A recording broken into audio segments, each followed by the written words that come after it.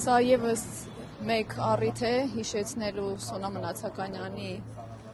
վրաերթի մահվան տարելիցի օրը հիշեցնելու այս գործի մասին,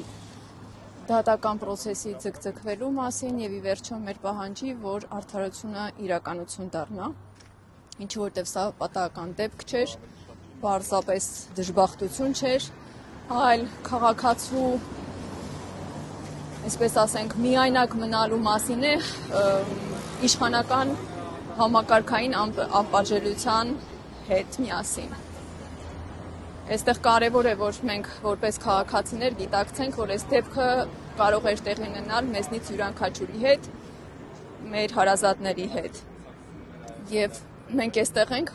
որպեսզի այս համակարգային անպատժելիությունը, օրինակ Շարասյան նմանատիպ արագությամբ երթևեկել է եւ նմանատիպ վտանգավոր իրավիճակներ ստեղծելը այլևս չկրկնվի եւ վերջո արդարադատությունը կայանա, մեղավորները պատժվեն,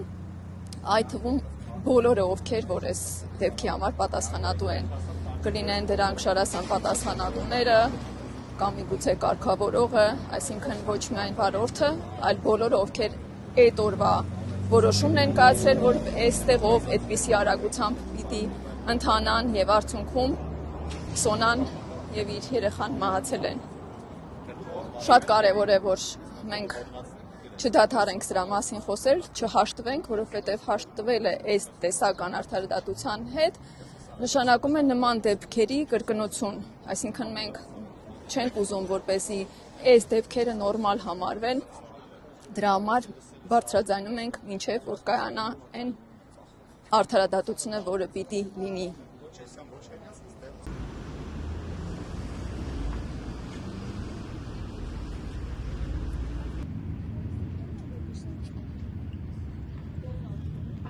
Ես այստեղ եմ